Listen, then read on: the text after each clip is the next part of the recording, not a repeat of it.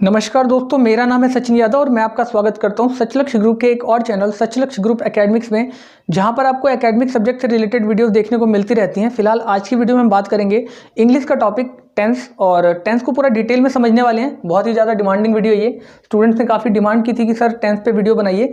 तो मैं उससे पहले आपको ये समझाना चाहता हूँ कि ये जो वीडियोस बनेंगी टेंस के ऊपर, ये 3 तरीके से बनेंगी। पहला तो एक सिंगल यानी कि आप प्रेजेंट के इंडेफिनिट के ऊपर एक वीडियो मिलेगी आपको, फिर प्रेजेंट कॉन्टिन्यूस के ऊपर, प्रेजेंट परफेक्ट के ऊपर, प्रेजेंट परफेक्ट कॉन्टिन्यूस की तरह, और इस तरीके से सो ऑन, इस तरीके से वीडियो सिंगल टेंस पे और उनके सब पार्ट्स पे बनेंगी। दूसरी जो होगी उसमें एक प्रेजेंट टेंस एक साथ बनेगा, यानी कि प्रेजेंट का indefinite, continuous, perfect, perfect continuous की एक वीडियो बनेगी। पास्ट के सारे टेंसेस की, past indefinite, past continuous, past perfect continuous की एक वीडियो बनेगी। ठीक है, मतलब एक ही में ये सारी वीडियोस होंगी। और इसी तरीके से फ्यूचर की एक कंबाइंड वीडियो बनेगी जिसमें फ्यूचर इंडेफिनिट, कॉन्टिन्यूस, परफेक्ट और परफेक्ट कॉन्टिन्यूस होंगे।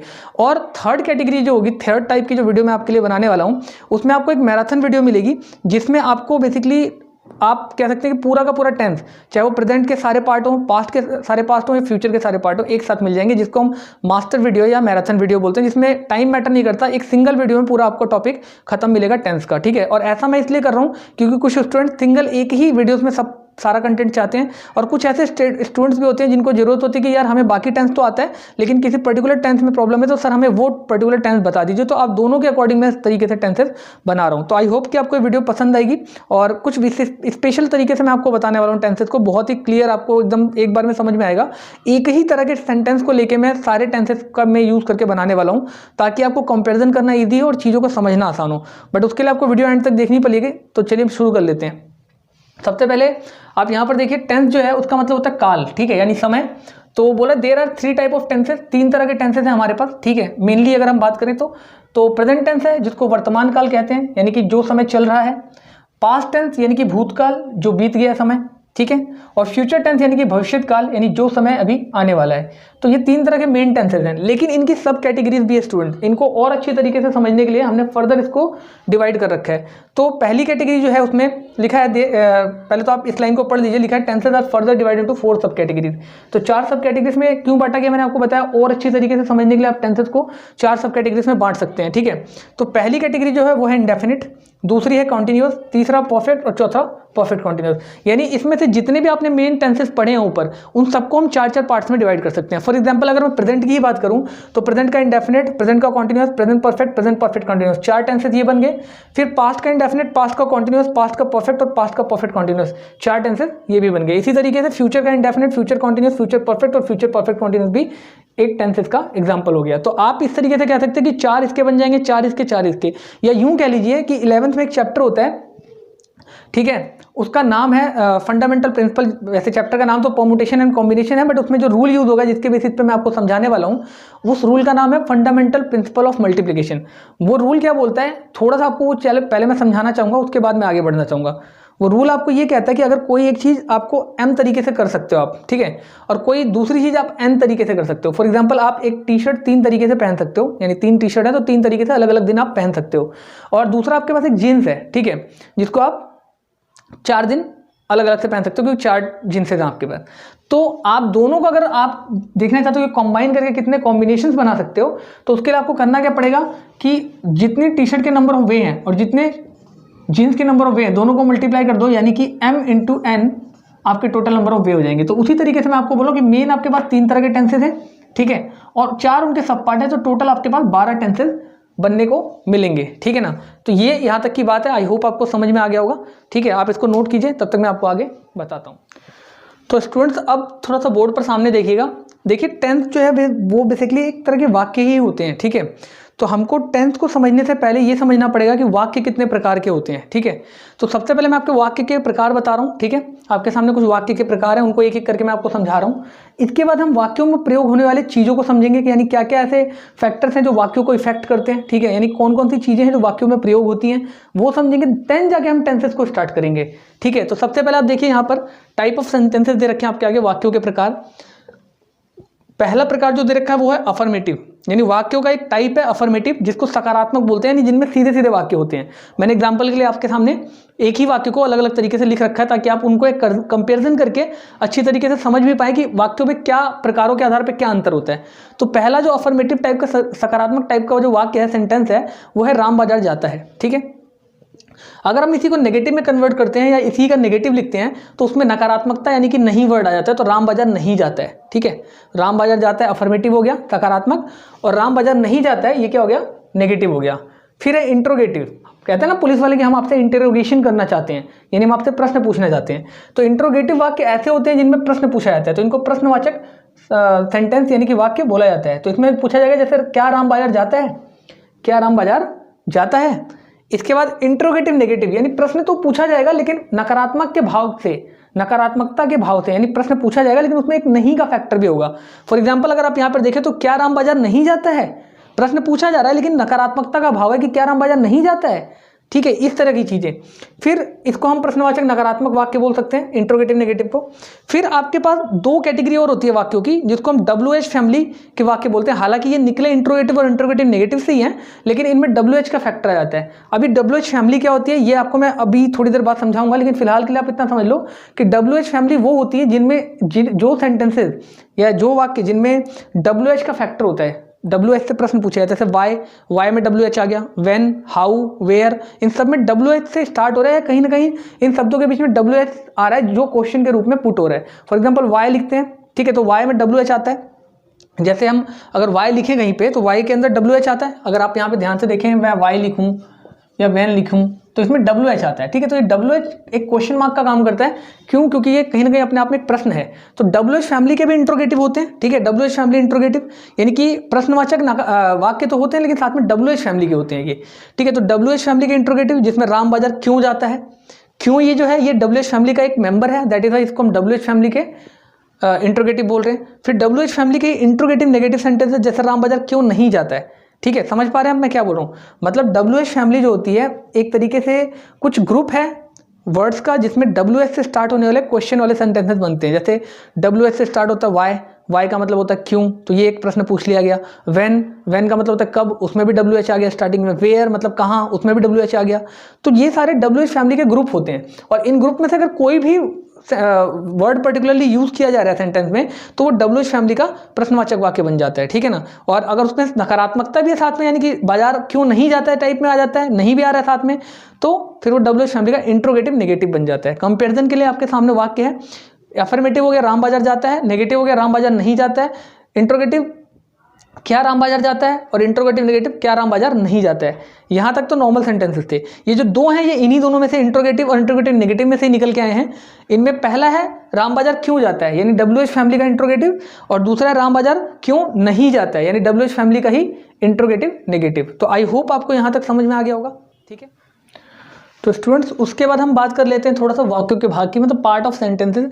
जब हम कोई वाक्य बनाते हैं तो हमें उसमें ये भी पता होना चाहिए टेंस बनाने से पहले, टेंस सीखने से पहले, कि वाक्यों में कौन कौन सी चीज़ें यूज होती हैं और किस ऑर्डर में यूज होती हैं। ठीक है, तो ये मैं आपको पहले समझा रहा हूँ कि पार्ट्स ऑफ सेंटेंसेस यानी कि वाक्यों के भाग, वाक्यों में क्या क्या चीज़ें यूज होती हैं। देखिए ये अफर्मेटिव वाक्य है। ठीक है, अभी हमने पीछे पढ़ा था अफर्मेटिव नेगेटिव वाक्यों के प्रकार, तो ये वाक्यों में अफर्मेटिव है और ये नेगेटिव है। मैंने दो वाक्यों के थ्रू, दो सेंटेंसेस के थ्रू आपको चीज़ें समझाने की कोशिश की। थोड़ा सा बोर्ड पर आप ध्यान दीजिएगा जिन चीज़ों पर मैं हाईलाइट करूँगा।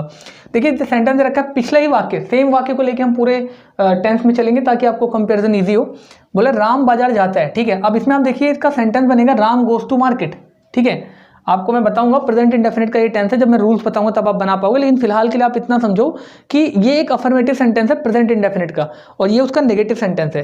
तो यहाँ पर बोला रहा है राम बाजार जाता है, राम गोज टू मार्केट। तो इसमें राम, किसी भी सेंटेंस में राम यानी कि जो करता है, जो काम कर रहा है, उसको हम कर्ता बोलते हैं और इंग्लिश में इसको सब्जेक्ट बोलते हैं। ठीक है, तो ये मैंने आपको डिनोट कर रखा है कि चाहे राम इंग्लिश या हिंदी दोनों में, उसको हम एरो से मैंने आपके लिए बना रखा है कि ये सब्जेक्ट है आपके लिए। ठीक है, इसी तरीके से आपका जो बाजार जाता है का बना है गोज टू मार्केट, तो इसमें ये जो वर्ड है गोज, ठीक है, ये जो गोज है, ये गोज में सिर्फ गो की अगर हम बात करें इस पोर्टिकल की, तो गो मैंने आपके लिए लिखा है, ये क्या है, वर्ब है। ठीक है, क्रिया है आपके लिए। और टू मार्केट कहाँ जाता है, मार्केट को जाता है, बाजार को जाता है। तो जो भी काम कर्ता के द्वारा यानी कि सब्जेक्ट के द्वारा किया जाता है, कार्य करने को तो क्रिया बोलते हैं, सब्जेक्ट जो काम कर रहा है, वो जो कार्य किया जा रहा है वो क्रिया हो गया, वर्ब हो गया, और जो भी काम उसके द्वारा किया जा रहा है उसको हम कर्म बोलते हैं यानी कि ऑब्जेक्ट बोलते हैं। तो एक वाक्य के बेसिकली मेन ये तीन भाग होते हैं। ठीक है, किसी भी सेंटेंस में ये तीन चीजें आती हैं, सब्जेक्ट, ठीक है, वर्ब की फर्स्ट फॉर्म या मतलब वर्ब कह सकते हो आप, और ऑब्जेक्ट। ठीक है, ये तो आएगा ही आएगा। लेकिन एक सेकेंड केस और भी हो सकता है, जब आपका सेंटेंस के अंदर आपका सब्जेक्ट, तो जैसे नेगेटिव का एग्जांपल देके मैंने आपको समझाया है उसी का सेम, राम बाजार नहीं जाता है, ठीक है। तो Ram does not go to market, Ram बाजार नहीं जाता, ये सेंटेंस है Ram does not go to market. तो इसमें आप देखिए राम तो हो गया आपका सब्जेक्ट, मैंने यहाँ हाईलाइट कर रखा है, राम आपका सब्जेक्ट हो गया जिसको हम कर्ता बोलते हैं हिंदी में, काम करने वाला, ठीक है, राम काम कर रहा है। और इसके बाद है डज नॉट, तो ये जो डज नॉट में ये जो डज है ना, इसको हेल्पिंग वर्ब बोलते हैं, इंग्लिश में इसको क्या बोलते हैं, हेल्पिंग वर्ब बोलते हैं। हेल्पिंग वर्ब यानी सहायक क्रिया है ये, ठीक है। इसके बाद नॉट यानी कि नहीं, क्योंकि नकारात्मक वाक्य है, नहीं वर्ड यूज हो रहा है तो नकारात्मकता तो आएगी, नॉट आएगा। फिर है आपका गो यानी कि जाना, वर्ब क्रिया। तो मैंने आपको बताया था सब्जेक्ट तो आएगा ही आएगा, यानी कि कर्ता तो होगा ही, वर्ब भी होगी, ठीक है, और साथ में ऑब्जेक्ट भी होगा, तो ये तो होगा। बस इस सेंटेंस में नई चीज़ क्या आई है, इस सेंटेंस में नई चीज़ है कि हेल्पिंग वर्ब भी आ गई है, यानी कि डू और डज का यूज भी होगा, जिसमें कि डज जो है आपका यहाँ पर यूज होगा, जो कि एक हेल्पिंग वर्ब है, सहायक क्रिया है। सहायक क्रिया का काम क्या होता है, ये क्रिया की यानी कि वर्ब की हेल्प करती है, जैसा कि नाम से ही पता चल रहा है सहायक क्रिया, तो क्रिया की हेल्प करने वाली है ना। तो राम हो गया आपका सब्जेक्ट यानी कि कर्ता जो काम कर रहा है, डज हो गया हेल्पिंग वर्ब सहायक क्रिया जो कि क्रिया की हेल्प करेगी, नॉट इसलिए आया क्योंकि नहीं है, और वर्ब जो है वो क्रिया हो गई। और टू मार्केट, राम बाजार नहीं जाता है, पर कहाँ नहीं जाता है, राम बाजार नहीं जाता है, राम नहीं जाता है बट कहाँ को नहीं जाता है, बाजार को नहीं जाता है, तो टू मार्केट लगेगा ऑब्जेक्ट, यानी जो भी काम राम के द्वारा किया जा रहा है, बाजार जाने का काम किया जा रहा है, वो ऑब्जेक्ट हो गया, कर्म हो गया।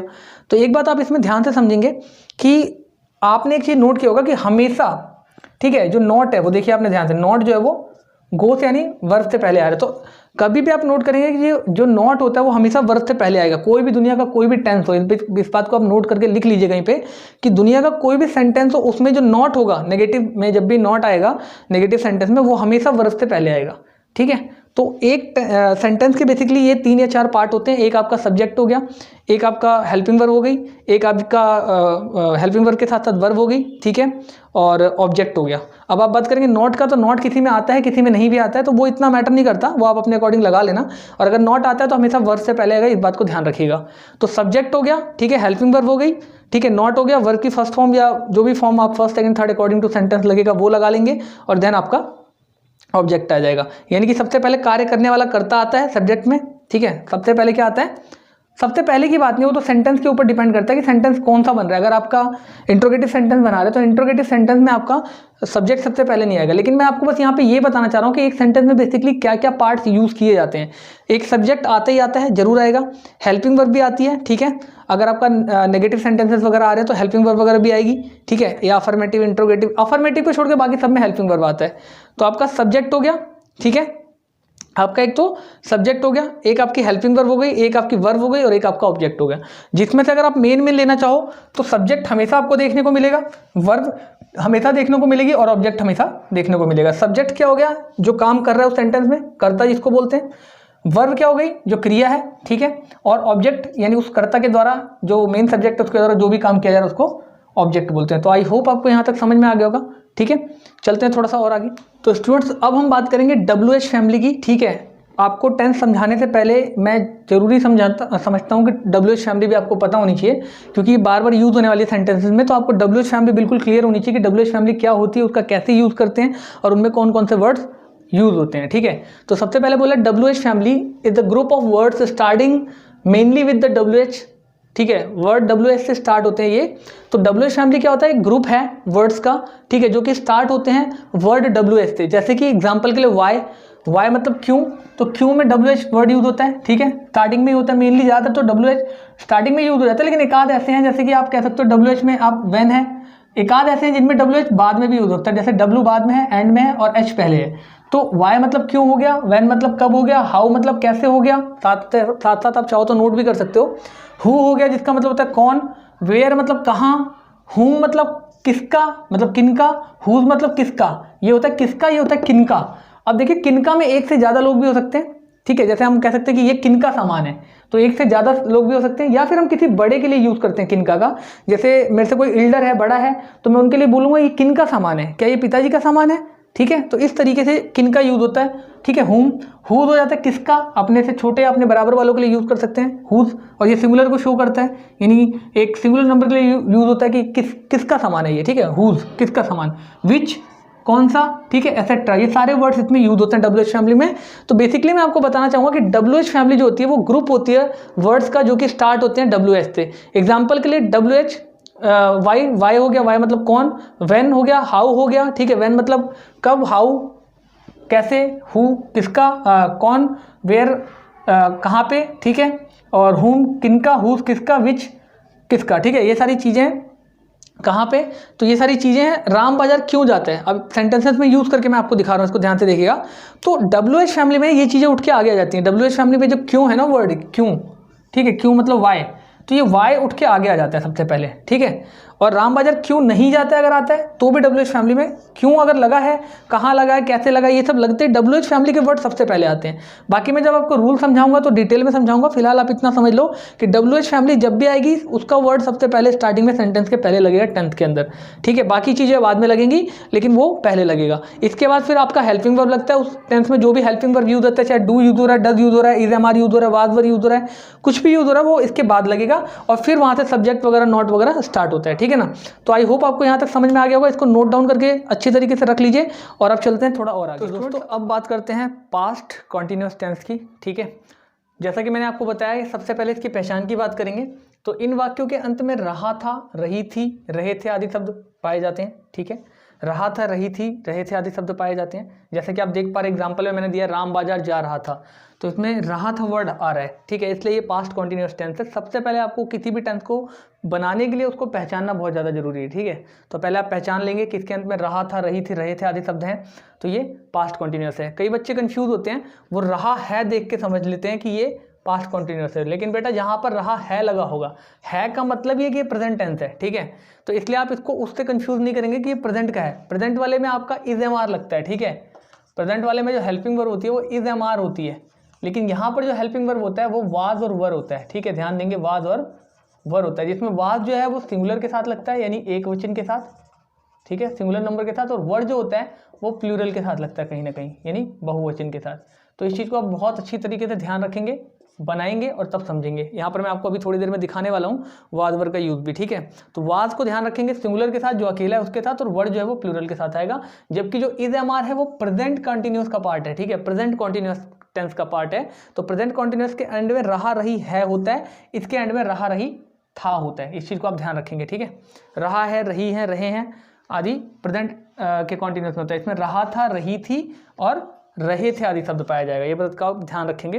इसके बाद पहला ही हमारा एग्जांपल है राम बाजार जा रहा था। मैं एक ही तरह के वाक्यों से आपको एग्जांपल देने की कोशिश कर रहा हूँ ताकि आप चीज़ों को रिलेट कर सकें, कंपैरिजन कर सकें कि भाई इससे और उसमें क्या अंतर था, ठीक है। तो किन्हीं भी दो वाक्यों में क्या डिफरेंस है वो आप कंपेरिजन कर सके, इसलिए मैं आपको इसका एग्जाम्पल दे रहा हूँ सेम सेंटेंस के थ्रू। तो पहला ही अफर्मेटिव वाक्य है हमारा, राम बाजार जा रहा था, Ram was going to market, ठीक है। यहां तक आपको समझ में आ गया होगा, Ram was going to market. यहाँ पे वाज क्यों लगा मैंने आपको बताया, वाज इसलिए लगा क्योंकि जो राम है वो सिंगुलर है, इसलिए यहाँ पर सिंगुलर के साथ आपने देखा वाज का यूज होगा, इसलिए हमने यहाँ पे वाज का यूज किया। तो राम वाज, ठीक है, वर्ब की फर्स्ट फॉर्म आएगी, उसके साथ आईएनजी आएगा। वर्ब की फर्स्ट फॉर्म क्या है, गो, और उसके साथ आईएनजी। तो रूल भी उसी तरीके का है, सबसे पहले सब्जेक्ट जो कि राम है। सब्जेक्ट आप सभी को पता होगा किसको बोलते हैं, कर्ता, हिंदी में बोलते हैं कर्ता, यानी जो काम कर रहा है। तो इस वाक्य में काम कौन कर रहा है, राम बाजार जा रहा है, राम बाजार जाने का काम कर रहा है, इसलिए राम जो है वो सब्जेक्ट है यानी कि कर्ता है। तो सबसे पहले सब्जेक्ट यानी कि कर्ता, फिर वाज या वर्ब में से कोई एक आएगा, तो हमने वाज लगाया क्योंकि राम अकेला था, ठीक है। फिर वर्ब की फर्स्ट फॉर्म आई है ना, गो, और फिर उसके बाद आईएनजी, ठीक है। उसके बाद आईएनजी, वर्ब के फर्स्ट फॉर्म के साथ आपने देखा आईएनजी, और फिर आता है आपका ऑब्जेक्ट यानी कि जो मार्केट है। तो राम बाजार जा रहा था, Ram was going to market. अब मैंने ये रूल भी आपको हैशटैग में यहाँ पे सारे रूल्स लिखे हुए हैं, आप ध्यान से देखेंगे तो इन रूल्स को आप नोट कर लीजिएगा, ठीक है। एक कॉपी पेन लेके इसको नोट कर लीजिएगा साथ साथ वीडियो को पॉज कर करके। अब चलते हैं सेकंड टाइप के सेंटेंस में। ये तो अफर्मेटिव था, अब हम बात करते हैं नेगेटिव की, नकारात्मक वाक्य की, जहाँ पर नकारात्मकता दिखाई पड़ेगी, जहाँ शब्द में नहीं का वर्णन होगा, ठीक है।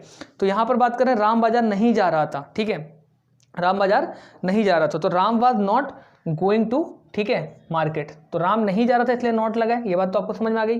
राम अकेला था इसलिए यहाँ वाज लगा है, ठीक है। तो इसी की वजह से नहीं की वजह से नॉट लगा, इस बात को आप ध्यान रखेंगे। तो Ram was not going to market, Ram बाजार नहीं जा रहा था। अब इसका अगर हम रूल की बात करें जो कि यहाँ पर हैशटैग में दिया हुआ, तो सबसे पहले सब्जेक्ट यानी कि राम, फिर वाज या वर्ब में से एक आएगा, तो यहाँ वाज आ गया। फिर यहाँ पर नॉट की बात कर रहा है तो हमने नॉट लगा दिया है। फिर वर्ब की फर्स्ट फॉर्म गो और उसके साथ आईएनजी, तो ये रहा आपका आईएनजी। उसके बाद बोला ऑब्जेक्ट यानी कि मार्केट, ठीक है, टू मार्केट, तो ये आ गया। फिर आपका इंट्रोगेटिव का टाइप का सेंटेंस आएगा, ये रहा आपका इंट्रोगेटिव, ठीक है। क्या राम बाजार जा रहा था, ठीक है, सेंटेंस दे रखा क्या राम बाजार जा रहा था। तो आप इसके लिखेंगे इस तरीके से। आपको पता है इंट्रोगेटिव में जितने भी हमने अभी तक सेंटेंसेस या टेंसेस बनाए हैं उसमें इंट्रोगेटिव हमेशा बनाते वक्त जो हेल्पिंग वर्ब है उठ के आगे आ जाती है। हेल्पिंग वर्ब मतलब जैसे यहाँ पे वाज वर है, ठीक है, इससे पहले प्रेजेंट के कॉन्टिन्यूअस में is am are helping verb होता था। इज जो होता था वो किसके साथ लगता था, ठीक है, सिंगुलर के साथ लगता था। एम जो है वो आई के साथ लगता था और आर जो है वो प्लूरल के साथ लगता था, बहुवचन के साथ लगता था। तो आई होप आपको ये सब चीज़ें याद होंगी। नहीं याद है तो पिछली वीडियोस जो मैंने बनाई है टेंस की पूरी सीरीज उसको आप स्टार्टिंग से देखिए, आपको चीज़ें बहुत सारी जो रह गई हैं वो क्लियर हो जाएंगी, ठीक है। तो क्या राम बाजार जा रहा था, वाज राम, ठीक है, was Ram going to market, क्या राम बाजार जा रहा था। फिर उसके बाद बोल रहे हैं वाज वर्ग के साथ, ठीक है, वाज वर्ग के साथ सबसे पहले बोला वाज, तो वाज आ गया, क्यों, क्योंकि राम अकेला इसलिए वाज आएगा। हेल्पिंग वर्ब उठ के आगे आ जाती है, वाज उठ के आगे आ जाएगा तो वाज आ गया है, ठीक है, वाज। फिर सब्जेक्ट, ठीक है, ये रहा सब्जेक्ट राम, ठीक है। फिर वर्ब की फर्स्ट फॉर्म गो, है ना, गो उसके साथ आईएनजी, वाज राम गोइंग, और फिर कहाँ जा रहा है, टू मार्केट, तो वर्ब की फर्स्ट फॉर्म के साथ आईएनजी तो आ गया और ऑब्जेक्ट ये रहा। और चूंकि ये प्रश्नवाचक है इसलिए इसमें क्वेश्चन मार्क भी आएगा, आपने लास्ट में देखा होगा, ठीक है। तो क्या राम बाजार जा रहा था, was Ram going to market. तो ये इसका रूल है, आप ध्यान से देखेंगे, यहाँ हैश में इसके सामने रूल लिखा है, वाज वर्ब में से एक, फिर सब्जेक्ट, फिर वर्ब की फर्स्ट फॉर्म, फिर आईएनजी, फिर ऑब्जेक्ट। इनको ध्यान से थोड़ा लिख लीजिएगा, बोर्ड पे जगह कम होने की वजह से स्टूडेंट थोड़ा सा इसको मैनेज करके लिखना पड़ रहा है, ठीक है। इसके बाद हम बात करते हैं अगला जो टाइप का सेंटेंस है इसी में, ठीक है, पास्ट कॉन्टिन्यूस में ही, वो है क्या राम बाजार नहीं जा रहा था। यानी कि पास्ट का कॉन्टिन्यूस के अंदर, पास्ट कॉन्टिन्यूस के अंदर आपका इंट्रोगेटिव नेगेटिव सेंटेंस जिसमें आपकी नकारात्मकता भी होगी और प्रश्न भी होगा, प्रश्नवाचक नकारात्मक वाक्य बोलते हैं हम। तो बोला क्या राम बाजार नहीं जा रहा था, ये सेंटेंस है ना, क्या राम बाजार नहीं जा रहा था, ठीक है, क्वेश्चन मार्क इसमें भी होगा, साथ में नकारात्मकता भी होगी। तो ध्यान से देखेंगे, was Ram not going to market, क्या राम बाजार नहीं जा रहा था, was Ram not going to market. तो रूल यही कहता है कि वाज और वर्ब में से एक चीज डालो, तो हमने एक चीज डाल दिया वाज। फिर बोला सब्जेक्ट को डालो, ठीक है, तो हमने सब्जेक्ट डाल दिया राम। फिर बोला नॉट को डालो, तो हमने यहाँ पे नॉट डाला। फिर वर्ब की फर्स्ट फॉर्म और उसके साथ आईएनजी, ठीक है, तो ये रहा वर्ब की फर्स्ट फॉर्म और आईएनजी। फिर ऑब्जेक्ट, ठीक है, ये रहा ऑब्जेक्ट टू मार्केट, और उसके बाद क्वेश्चन मार्क, जगह नहीं थी यहाँ पे क्वेश्चन मार्क, ठीक है। तो यह आपको आई होप समझ में आ गया होगा। इसको वीडियो को पॉज करके नोट डाउन कर लीजिए। चलते हैं थोड़ा सा और आगे और आपको बताते हैं पास्ट कॉन्टिन्यूअस का डब्ल्यूएच फैमिली का इंट्रोगेटिव और डब्ल्यूएच फैमिली का इंट्रोगेटिव नेगेटिव। तो दोस्तों अब थोड़ा सा चलते हैं और आगे और देख लेते हैं डब्ल्यूएच फैमिली का इंट्रोगेटिव और डब्ल्यूएच फैमिली का इंट्रोगेटिव नेगेटिव। तो राम बाजार क्यों जा रहा था, आप यहाँ पर देख पा रहे हैं ये जो वर्ड क्यों है, ठीक है, ये जो वर्ड क्यों है ये डब्ल्यूएच फैमिली का एक वर्ड है। तो इसकी वजह से हमने वाई लगाया है, ठीक है। और मैं इसके लिए आपको एक ट्रिक बताने वाला हूँ ताकि आपको ये जो रूल लिखे हुए हैं, ठीक है, हैश में ये जो रूल लिखे हुए हैं ये याद करने की जरूरत ना पड़े। तो रूल ये है, मतलब ट्रिक ये है कि डब्ल्यूएच फैमिली का इंट्रोगेटिव बनाने के लिए आपको इंट्रोगेटिव सेंटेंस के आगे, ठीक है, इंट्रोगेटिव सेंटेंस के आगे आपने अगर यहाँ से यहाँ तक नोट किया हो, यहाँ से लेके यहाँ तक आपने नोट किया हो, तो ये पूरा was Ram going to market ये इंट्रोगेटिव सेंटेंस ही है। तो डब्ल्यूएच फैमिली का इंट्रोगेटिव बनाने के लिए आपको इंट्रोगेटिव सेंटेंस के जस्ट आगे डब्ल्यूएच फैमिली का वर्ड लगा देना होता है, ठीक है। ये आपका इंट्रोगेटिव सेंटेंस है, was Ram going to market, ठीक है। ये एक सेंटेंस है कि क्या राम बाजार जा रहा था, यानी कि interrogative was Ram going to market, और उसके जस्ट आगे हमने डब्ल्यूएच फैमिली का वर्ड लगा दिया वाई, तो ये हो गया why was Ram going to market, जो कि है डब्ल्यूएच फैमिली का इंट्रोगेटिव, यानी कि राम बाजार क्यों जा रहा था, तो इसका है why was Ram going to market. कहने का मतलब ये है कि आप इंट्रोगेटिव सेंटेंस के आगे जब डब्ल्यूएच फैमिली का वर्ड लगा देंगे तो ये डब्ल्यूएच फैमिली का इंट्रोगेटिव बन जाएगा। और ठीक इसी तरीके से जब आप डब्ल्यूएच फैमिली का इंट्रोगेटिव नेगेटिव बनाना चाहते हैं, डब्ल्यूएच फैमिली का इंट्रोगेटिव नेगेटिव बनाना चाहते हैं, यानी कि राम बाजार क्यों नहीं जा रहा था, ऐसा कुछ बनाना चाह रहे हैं, ठीक है, तो उसके आगे आपको डब्ल्यूएच फैमिली का वर्ड किसके आगे लगाना होगा, इंट्रोगेटिव नेगेटिव सेंटेंस के आगे। अगर आप यहाँ से देखें ध्यान से, वाज से लेके मार्केट तक, तो ये इंट्रोगेटिव नेगेटिव सेंटेंस है इसी सेंटेंस का।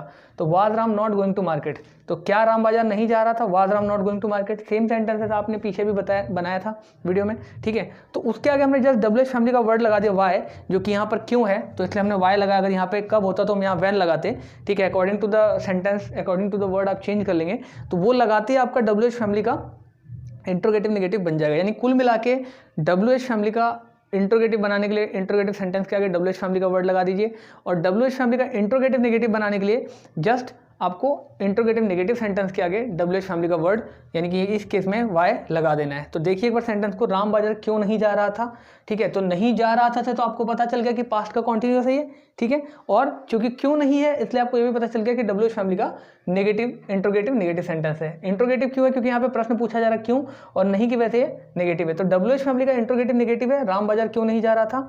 सेंटेंस बना why was Ram not going to market, trick ये है कि was Ram not going to market के आगे आप वाई लगा दीजिए तो WH फैमिली का इंट्रोगेटिव नेगेटिव बन जाएगा। रूल वही है, WH फैमिली सबसे पहले वाई, फिर उसके बाद वाज या वर में से एक। तो चूंकि राम अकेला इसलिए यहाँ वाज लगा है, ठीक है। तो इसमें से हमने वाज ले लिया। उसके बाद बोला सब्जेक्ट, तो ये रहा राम, ठीक है। उसके बाद बोला नॉट, तो ये रहा नॉट। उसके बाद वर्ब की फर्स्ट फॉर्म ये रहा गो और उसमें ING, ठीक है, तो प्लस ING और उसके बाद ऑब्जेक्ट ये रहा। और फिर लास्ट में चूंकि प्रश्न पूछा जाए इसलिए क्वेश्चन मार्क आएगा, तो यहाँ पे लास्ट में क्वेश्चन मार्क भी लगाया जाएगा। दोनों ही तरह के सेंटेंस में, चाहे वो इंट्रोगेटिव नेगेटिव हो या फिर वो इंट्रोगेटिव हो या फिर वो WH फैमिली का इंट्रोगेटिव हो या फिर वो WH फैमिली का इंट्रोगेटिव नेगेटिव हो। तो आई होप आपको यहाँ तक अच्छी तरीके से समझ में आ गया होगा। मैंने सारी चीज़ों को कवर किया और इससे पहले की जो वीडियोस हैं वो भी आप ध्यान से देख लीजिएगा, तो ये सारे कॉन्सेप्ट आपको और अच्छे तरीके से समझ में आ जाएंगे। मिलते हैं नेक्स्ट वीडियो में। Till then take care, have a good day, bye.